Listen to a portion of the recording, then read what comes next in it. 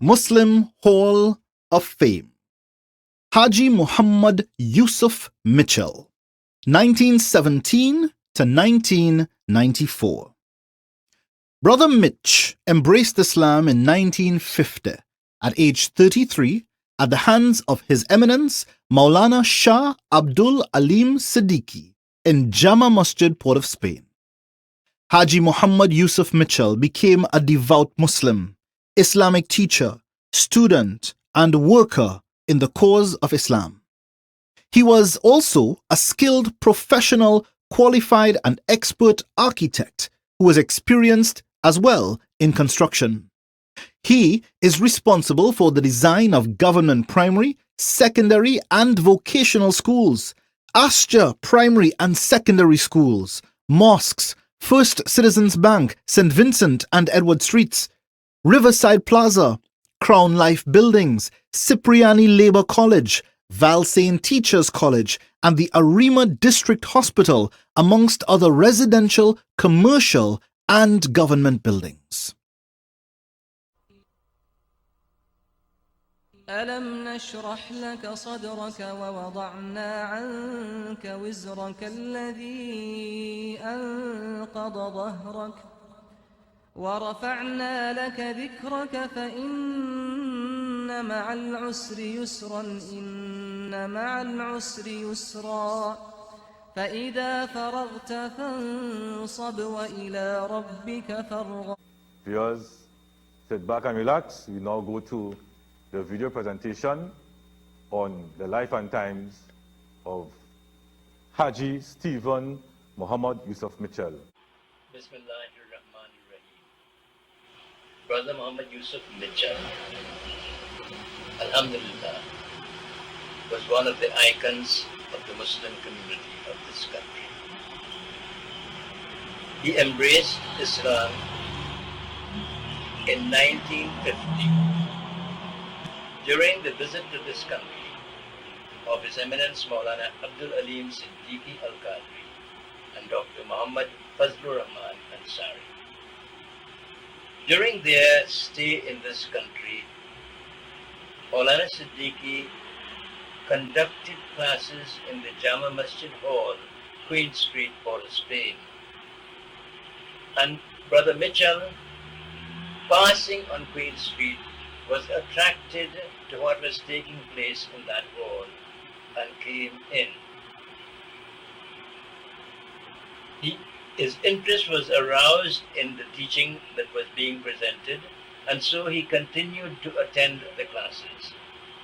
Eventually, he met with Maulana Siddiqui and had discussions with him on several occasions. And Alhamdulillah, Allah led him to embrace Islam at the hands of Maulana Siddiqui Sahib. I had the good fortune of being present on that occasion.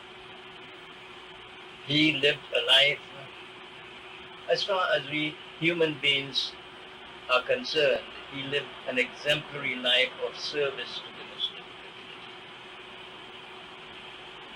community. He was not only careful about his personal devotion and responsibilities, but he was involved in assisting the Muslim community in the construction of schools and masjids, which he did at no expense to the Muslim community. May Almighty Allah reward him abundantly for these efforts. Allahu Akbar, Allahu Akbar, Allahu Akbar, Allahu Akbar. Ashhadu an la ilaha illallah.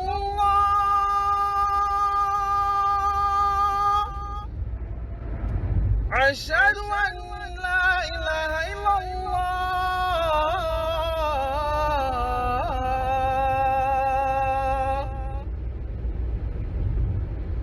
أشهد أن محمد رسول الله.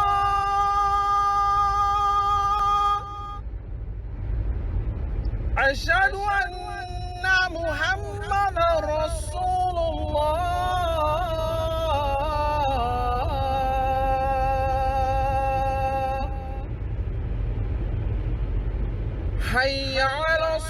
Brother Mitch working as a draftsman in Port of Spain, Town Country Planning Division, yes, and Ministry of Works. And then it was Works and Hydraulics those days.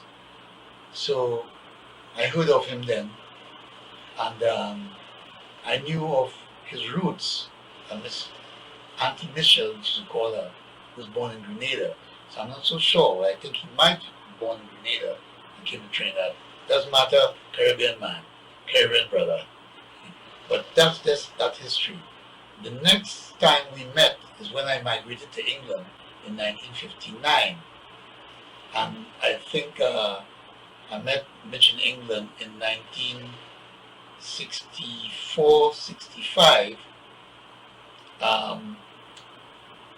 at the College of Brixton, College of Architecture, which I wanted to go to that college. I went to enroll and I met him there. I didn't go there in the end. I went to Hammersmith College.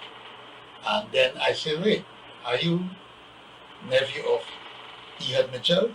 He said, yes. I said, well, it's so nice to meet you because I heard of you. And here we are. Maybe it's by the grace of God, our Creator, we happen to meet again in this situation. And he invited me a weekend where he was staying at his home. And I was very impressed because here's a man who got a scholarship from the government at that age and was able to bring to England his family, organize his family, right? And to be able to pursue architecture, which is a very intense course. I think he got exemption based on experience. He probably had about 10 years or 20, 15 years experience before. And in fact, there are provision if you have the experience and reach a certain age. The Royal Institute of British Architects will allow you to pursue the course without having to present what you call HC or GEC, because in those days you couldn't get into a course of architecture without 5 O levels and 2 A levels. No, he couldn't go through and start that. So he got the exemption. And he had to reorder his life by working and also studying the course of architecture. And, ever so often we met and discussed schoolwork and so forth. And then we lost touch for about 3 to 4 years. He came back, qualified, and came back to Trinidad. I'm not so sure what he came back. It was 68. 79. Yes. And I came back and I looked for him. He was then working in the Ministry of Works, Education Union. Involved in the design of schools, junior, secondary and primary schools under the IADB program. I then went to work with the total of one kid for the band of partners when I came back in 1917. And we used to see each other socially. And in fact, I then discovered that he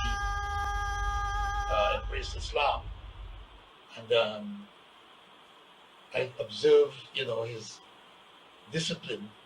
And I was, very interested to ask him how he come about this discipline of commitment. And he's very sure in regard to time and also the whole attitude of spirituality in his lifestyle.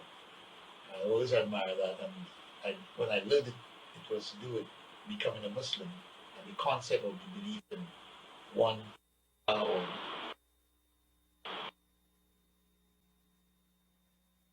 to me. While even the architecture existed, he also had a pretty good experience and knowledge of Islamic architecture, an area that I wanted to know more about.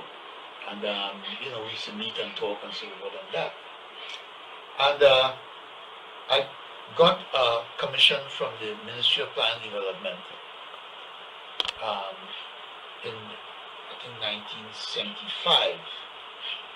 And I went to work in the education unit where he was deputy director for the Vocational School program. And I spent a year, 15 months there with him as director, and I learned quite a lot from him as an architect. He's a very efficient and comprehensive kind of architect, and the kind of experience that he had really helped me a lot as well to focus in a certain way and develop in a certain way in terms of architectural design and particularly construction, which is very good at construction. I learned a lot from him in construction. So we again met ever so often in the unit there, and when I left the unit to go on my own, he was wondering if I'll be able to make it. So I told him, hey, I'll make it, but I want you to come and help me at some point. That was very interesting.